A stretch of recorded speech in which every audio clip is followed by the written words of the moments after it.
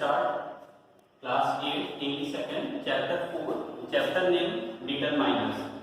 तो सबसे पहले यहाँ पे हम ये देखते हैं कि डिटरमाइनर्स हम पढ़ने जा रहे हैं। तो डिटरमाइनर्स क्या होता है एंड व्हाट इज डिटरमाइनर्स, इसका डेफिनेशन हम यहाँ पे देखते हैं।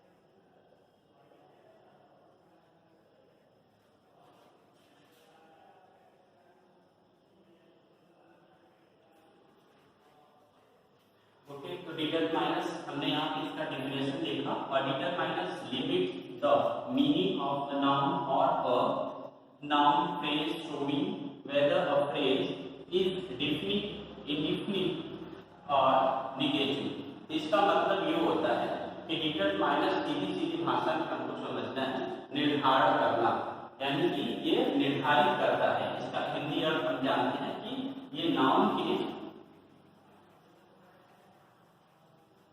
एग्जाम्पल से यहाँ पे क्लियर करते हैं। डिटरमाइनर्स का मतलब मैंने बताया कि इसका हिंदी मतलब जो होता है निर्धारण करना होता है, यानी किसी भी नाउन के पहले ये लगता है और वो निर्धारण करता है, तो क्लियरिफाई करता है। एग्जाम्पल यहाँ पे हम देखते हैं कुछ।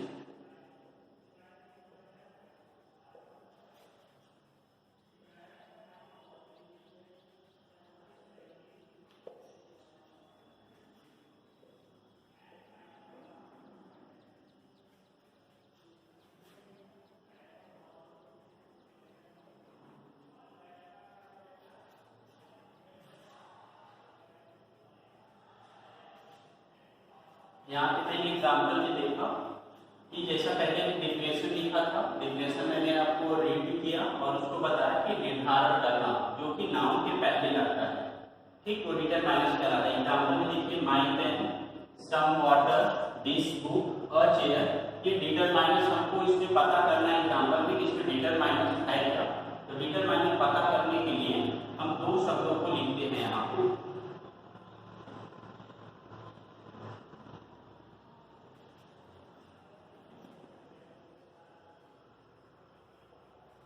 इसका एंड कितना। अब जैसे यहाँ पे मुझे डिटरमाइनर्स बतानी है, माय पेन, माय पेन में डिटरमाइनर क्या है, हम दो शब्दों का यूज करेंगे, किसका, पेन, ठीक, माय पेन। फिर यहाँ पे हमने देखा सम वाटर, कितना वाटर, सम वाटर, तो ये डिटरमाइनर्स को बता रहा है कितनी chair, a chair. And this book, तो ये हमारा डिटरमाइनर पता करने का एक सिंपल तरीका है कि हम किसका और कितना अगर ऐड कर देते हैं तो एग्जाम्पल में हमें पता चल जाता है कि डिटरमाइनर्स क्या है। और डिटरमाइनर्स के पहले यहाँ पे हमने बताया कि डिटरमाइनर का हिंदी अर्थ होता है निर्धारण करना होता है, ये नाउन के पहले लगाए जाते हैं। इसमें कुछ और भी एग्जाम्पल्स आते हैं, जैसे आपके बुक में दिया हुआ है, आर्टिकल्स है, डेमोन्स्ट्रेटिव एडजेक्टिव है, पॉसेसिव एडजेक्टिव है, इंट्रोगेटिव एडजेक्टिव है एंड डिस्ट्रीब्यूटिव एडजेक्टिव है। इसको हम लोग यहाँ पे क्लियर करते हैं कि नंबर फर्स्ट इसके बाद आता है आर्टिकल्स। तो आर्टिकल्स हम लोग पिछली क्लासों में पढ़े हैं।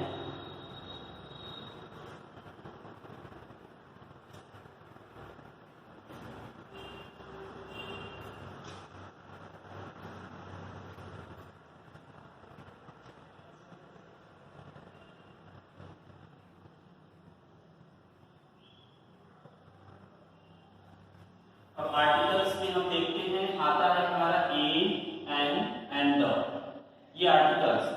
अब इसका यूज हम कहाँ भी करते हैं, मैंने लिखा टॉल, बॉल, कैट, रेड।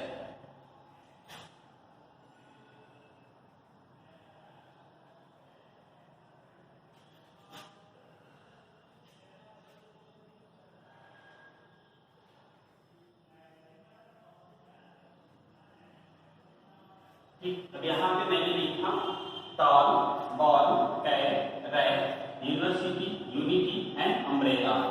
अब कहाँ पे हमको ए लगानी है, कहाँ एन लगानी है, कहाँ द लगाना है, ये आर्टिकल्स होता है, ये हमें सीखना है। तो ये हम जानते हैं कि वॉवेल, वॉवेल हमारा ए, ई, आई, ओ, यू, तो इसके लिए हमको एन का यूज करते हैं। ठीक, ये वर्ड्स में फर्स्ट लेटर आते हैं ए, ई, आई, ओ, यू, तो हम एन का यूज करते हैं। तो यहाँ पर हमने लिखा टॉल, तो ये टॉल हमारा क्या है, यहाँ पे ना तो ए आया, ना ई आई, ना आई एंड ना यू, ना ओ आया, फर्स्ट लेटर टी है, तो यहाँ पे हम लिखेंगे a tall, a ball, a cat, a rat. अब यहाँ पे देखते हैं यूनिवर्सिटी, तो यूनिवर्सिटी के लिए यहाँ पे हमने देखा यू, तो यू आया हुआ है, फर्स्ट लेटर हमारा आ गया यू। तो अगर इसके अकॉर्डिंग हम देखते हैं कि वॉवेल अगर हमारा होता है तो हम एन ऐड करते हैं, एन लगाते हैं। अगर हम यहाँ एन लगाते हैं तो क्या ये राइट है, एन यूनिवर्सिटी। तो जब भी हमको यहाँ पे यूज करना है तो सिंपल सी तरीका होती है कि ये एन हमारा रॉन्ग है। क्यों रॉन्ग है, क्योंकि इसकी जो प्रोनाउंसिएशन है, उच्चारण जब हम करते हैं तो हम जब इसको बोलते हैं यूनिवर्सिटी, तो यू यानी कि य आता है, य जो होता है यह व्यंजन, और व्यंजन जो होती है उसके लिए एन नहीं लगता, इसके लिए क्या लगेगा, अ लगेगा। तो करेक्ट इसका हो जाएगा अ जो होगा वो करेक्ट होगा, यूनिवर्सिटी। उसी प्रकार से यूनिटी, इसमें भी हमारा जो प्रोनाउंसिएशन यानी उच्चारण जब हम करते हैं तो यू यानी य आता व्यंजन। अम्ब्रेला, अम्ब्रेला को हम अ हमारा क्या है, यहाँ पे स्वर है, स्वर है, तो इसके लिए हम यूज करेंगे एन अम्ब्रेला, ये करेक्ट है। देखिए यू अगर यहाँ सिंपल सी है, यू यहाँ पे आया हुआ है, and A, E, I, O, you आता है तो एन लगाते हैं, ऐसा रूल करता है। लेकिन इसमें हमें ये ध्यान देना है कि हमारा प्रोनाउंसिएशन यानी कि जब हम उच्चारण करते हैं तो उच्चारण में व्यंजन नहीं आना चाहिए, स्वर आना चाहिए, तभी हमको एन लगानी है। तो यहाँ पे हमने जब यूनिवर्सिटी को उच्चारण किया तो यू यानी य की शब्द आ रहे हैं, अक्षर आ रहे हैं, तो इसलिए व्यंजन हुआ, तो यहाँ पे हम अ का यूज करेंगे, एन नहीं। एन हमारा ये रॉन्ग है, एन अगर लगाते हैं यूनिवर्सिटी के पहले तो रॉन्ग होता है, same as unity. And umbrella, umbrella का जब हम पढ़ते हैं तो अ की जो है पहला अक्षर हमको मिलता है जो कि स्वर होता है, यहाँ पर भी यू है, लेकिन उस स्वर होने के नाते यहाँ पे हमने एन ऐड किया। ये डिफरेंस होता है, जिसको हम लोग ध्यान से देखेंगे। नेक्स्ट हम आते हैं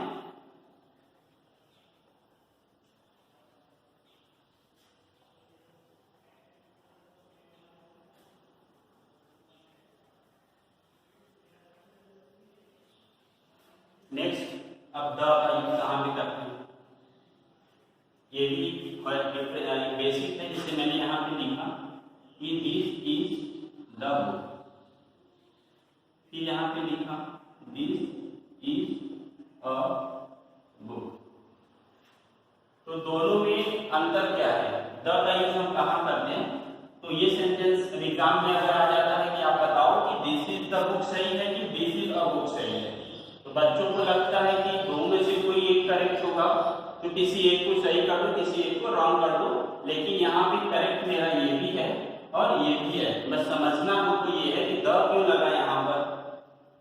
तो द का यूज हमने इसलिए किया कि ये बुक जो है ये खास है, ठीक है, खास है या विशेष है। विशेष का मतलब कि ये किताब जो है, ये बुक जो है, ये मेरे पिताजी ने, मेरे फादर ने मुझे गिफ्ट दिया था, इसलिए ये मेरे लिए खास है, इसलिए मैंने इसके पहले द का यूज कर दिया, नाम के पहले। लेकिन यहाँ पे बुक है, बुक के पहले मैंने ए का यूज किया, ये खास इसलिए नहीं है कि कई बुक्स थी और कई किताबों में से एक किताब को मैंने लिख दिया दिस इज द बुक, लेकिन ये बुक खास इसलिए है क्योंकि ये बुक हमें हमारे पिताजी ने दिया है। तो कहने का मतलब द का यूज हम विशेष चीजों के लिए लिखते हैं जो खास होती हैं।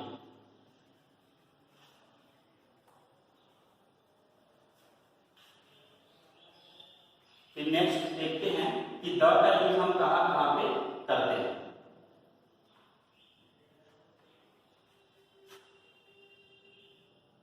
कंट्री,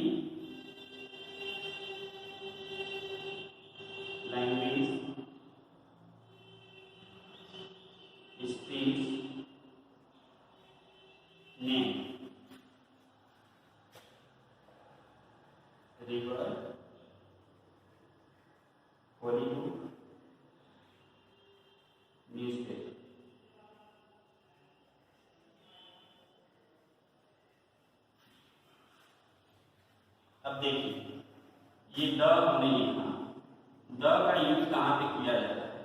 अभी तक तो मैंने एग्जाम्पल से आपको बताया द का यूज हम खास चीजों के लिए करते हैं, तो द का यूज हम कहाँ कहाँ पे करेंगे इसको हम लोग देखते हैं। तो कंट्री के पहले द नहीं लगता, लैंग्वेज के पहले द नहीं लगता, लैंग्वेज मतलब भाषा जैसे हिंदी द इंग्लिश से द मराठी हम नहीं बोलते, स्ट्रीट गली के पहले द नहीं लिखते, नेम के पहले किसी के द नहीं लिखा जाता। तो ये हमें याद करना है, ये समझना है, इसे लर्न करना है कि द का यूज हम जो है country language street and name के पहले नहीं करते। करते कहाँ है? रिवर के पहले, होली बुक के पहले, न्यूज़पेपर के पहले हम द का यूज करते हैं। जैसे रिवर में गंगा है तो हम लिखते हैं द गंगा। होली बुक में, होली बुक मतलब पवित्र ग्रंथ हम कुछ भी बोल सकते हैं, the Bible, the Bible, Gita, Quran, the का यूज कर सकते हैं, the Gita, the Quran. Newspaper, the Times of India.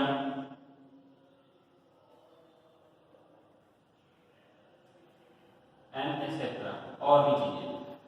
तो यहाँ पर ये आपका क्लियर हो गया होगा कि हम आर्टिकल डिटरमाइनर्स पढ़ रहे हैं। उसमें मैंने फर्स्ट बताया आर्टिकल ए एंड द, ए का यूज, एन का यूज एंड द का यूज। तो ए एंड एन का यूज आपको डिफरेंस समझ में आया होगा कि ए का यूज हम कहाँ पे करते हैं? कॉन्सोनेंट, मतलब कोई भी कॉन्सोनेंट हो या तो उसका प्रोनाउंसिएशन, प्रोनाउंसिएशन का मतलब उच्चारण, उसका व्यंजन अगर आता है तो। और एन का यूज हम ए आई ओ यू, पहला अक्षर पहला लेटर के अगर है ए आई यू तो वहां पे हम एन लगाते हैं, लेकिन इसमें भी हमें ध्यान देना है कि उसका उच्चारण जो प्रोनाउंसिएशन है वह स्वर होना चाहिए। फिर द का यूज हम कहाँ पे करते हैं, कहाँ पे नहीं करते? तो द का यूज इनके पहले किया जाता है, लेकिन द का यूज इनके पहले हम नहीं करते हैं, और खास चीजों के लिए भी की जाती है। नेक्स्ट काम है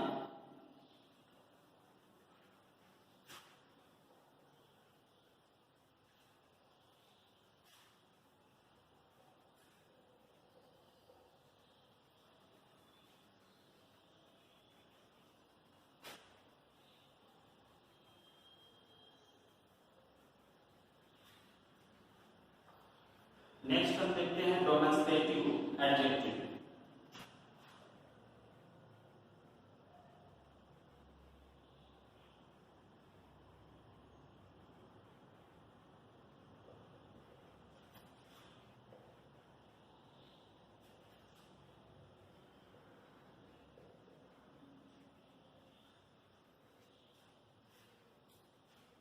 डेमोंस्ट्रेटिव एडजेक्टिव को हम देखते हैं। डेमोंस्ट्रेटिव एडजेक्टिव जैसे इसके पहले भी पढ़ाया गया था कि ये नाउन के पहले, नाउन के पहले यूज होता है this, that, these and those.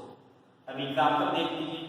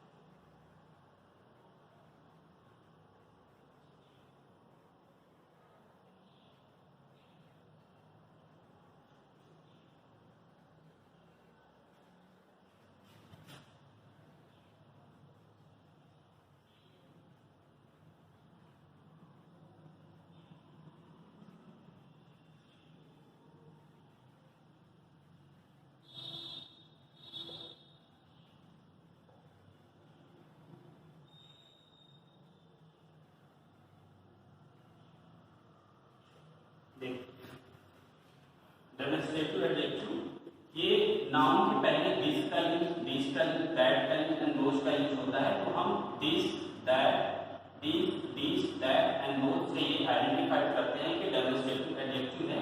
यहाँ पर देखिए ये किसी एडजेक्टिव का मतलब तो समझते हैं कि क्वालिटी यानी विशेषता बताना। तो this place is famous for its beauty. तो यहाँ पर वो सुंदरता के बारे में बता रहा है, उस स्थान की सुंदरता के बारे में जो कि फेमस है। तो इस नाउन के पहले हमारा दिस का यूज हुआ। यहाँ पे दिस फ्रूट्स आर रोटेन, मतलब ये जो फल है ये सभी फल रोटेन है। तो यहाँ पर भी हमारे नाउन के पहले देखा दिस का यूज। इसी तरह से second road and man, noun के पहले हमारा क्या लग गया है, ये डेमोंस्ट्रेटिव पहचानते हैं कि दीज दैट एंड दोज अगर ये नाउन के पहले आते हैं और उसके बारे में बताते हैं तो ये हमारा डेमोंस्ट्रेटिव एडजेक्टिव हो जाता है। नेक्स्ट हम देखते हैं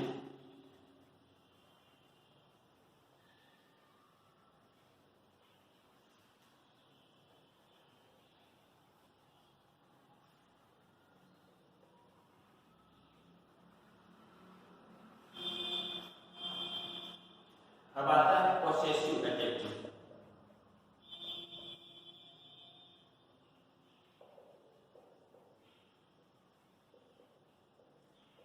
पॉसेसिव एडजेक्टिव इसका एग्जांपल देख लेते हैं।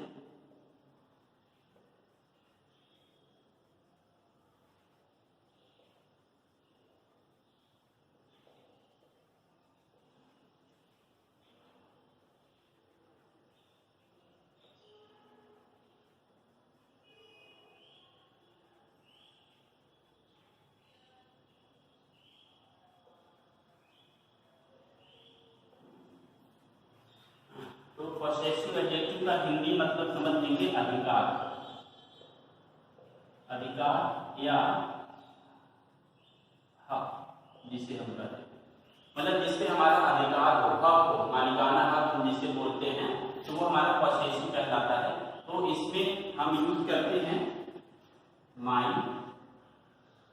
His, your, our, their and etcetera. तो ये पॉसेसिव एडजेक्टिव में यूज किए जाते हैं। My, his, your, our, their and etcetera ये पॉसेसिव एडजेक्टिव होते हैं। जैसे मैंने यहाँ लिखा यह मेरी कलम है, तो मेरी के साथ ये एक अधिकार की बात है कि ये जो कलम है वो मेरी है, तो मेरी के साथ जो कलम है नाम रख करके आया है यह शो करता है, यह पॉसेसिव यानी अधिकार से बता रहा है कि यह मेरी कलम है। तो यहाँ पर हमने लिखा this is my pen and second example my town is fit for. तो यहाँ पे एक अधिकार मालिकाना हक मतलब की समझा रहा है कि उसके मेरा स्वयं का एक अधिकार है। तो यहाँ पे सिर्फ माई का ही यूज नहीं मैंने है, ये देखिए माई है, यहाँ पर भी माई है। अब हिज योर सेंटेंस के अकॉर्डिंग अब ये नहीं कि यहाँ पे हिज लगा देना है, यहाँ पे हिज लगा देना, या मेरी कलम है तो माई जाएगा, मेरी के लिए माई होगा, आई का पॉसेसिव माई, आई माई मी। उसी प्रकार अगर सब्जेक्ट ही है तो वह है तो उसके लिए हिज का यूज करेंगे, अगर तुम है तो योर का करेंगे, एंड हम लोग हैं तो अवर का करेंगे, अगर वे लोग हैं तो देयर का यूज करते हैं। तो सब्जेक्ट के अकॉर्डिंग हम पॉसेसिव को यहाँ पे ऐड करते हैं। नेक्स्ट हम आते हैं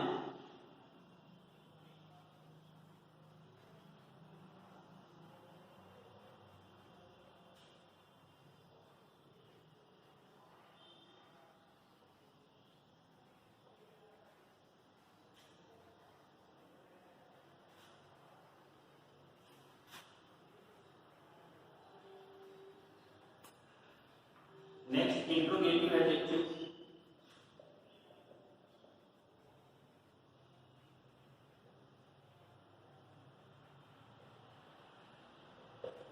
इंट्रोगेटिव एडजेक्टिव इसका डेफिनेशन है WH words such as God, who and which are used before a noun in a sentence to ask questions related to a noun। इसमें बता रहा है इंट्रोगेटिव एडजेक्टिव में कि WH से जो क्वेश्चंस होते हैं, WH वर्ड्स मतलब समझते हैं, WH वर्ड्स ये होते हैं आपके WH वर्ड मतलब व्हाट होते हैं एंड who होते हैं एंड which, ये आपके WH वर्ड्स हैं। और यहाँ पे बता रहा है कि ये वर्ड्स जो होते हैं जैसे डेफिनेशन में लिखा है are used before a noun, ये नाउन के पहले ही यूज किए जाते हैं ये वर्ड। और क्या काम करते हैं वो सेंटेंस में क्वेश्चन पूछने का काम करते हैं, तो इंट्रोगेटिव एडजेक्टिव कहलाते हैं। यहाँ पे हमने लिखा एग्जांपल में देख लीजिए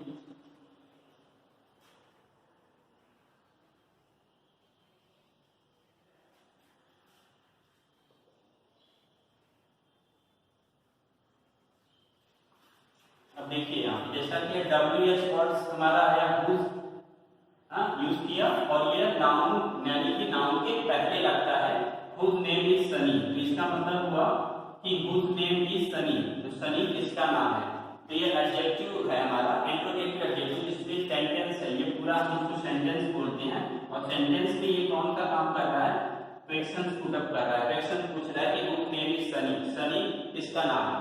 तो ये हमारा इंट्रोगेटिव एडजेक्टिव कहला गया। व्हाट से भी हम सेंटेंस में होती है, हुज से भी एंड विच से भी, ये हमारे इंट्रोगेटिव एडजेक्टिव है जिसमें सेंटेंस में क्वेश्चन पूछे जाते हैं। नेक्स्ट आते हैं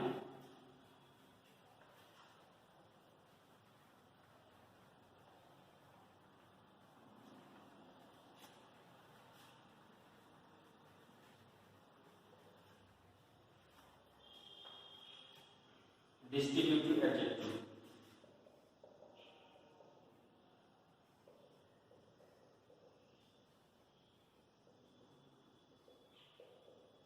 distributive adjective each, every, either and neither।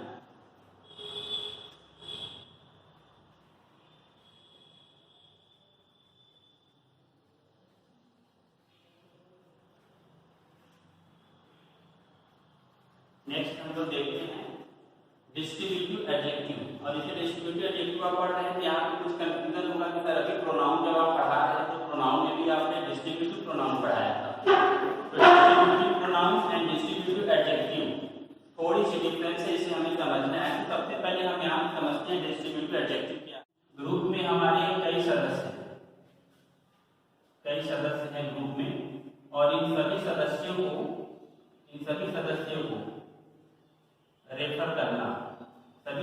को रेफर करना, सभी सदस्यों को रेफर करना ही हमारा क्या कहलाता है, डिस्ट्रीब्यूटिव एडजेक्टिव कहलाता है। और सबसे पहले हम ये समझेंगे कि डिस्ट्रीब्यूटिव एडजेक्टिव जो होती है, तो इसका मतलब समझे कि आप जैसे एक ग्रुप है, ग्रुप में सभी बच्चे हैं या कई सदस्य हैं और सबको रेफर करना, तो हमारा डिस्ट्रीब्यूटिव एडजेक्टिव कहलाता है।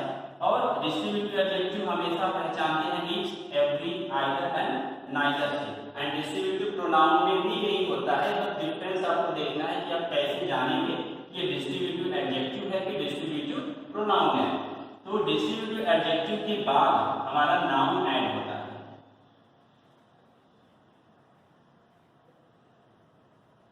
नाउन आता है, जैसे एग्जांपल देख लीजिए,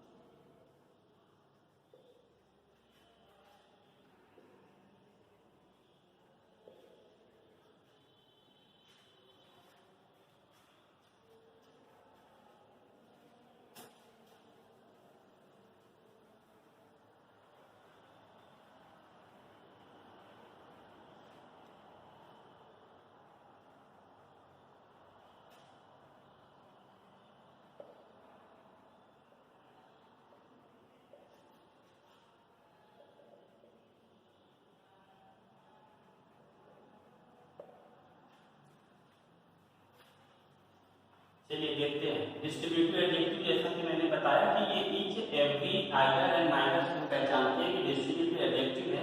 तो ईच के बाद हमारा नाउन ऐड होता है, एवरी के बाद नाउन आते हैं, आइदर के बाद नाउन आता है एंड नाइदर के बाद भी हम नाउन ऐड करते हैं। एग्जांपल में देख सकते हैं ईच, ये हमारा डिस्ट्रीब्यूटिव एडजेक्टिव है कि डिस्ट्रीब्यूटिव प्रोनाउन है। अब ये कंफ्यूजन है तो हमको क्या करना है कि ईच के बाद हम देख रहे हैं स्टूडेंट, तो ये क्या आया हुआ है, नाउन।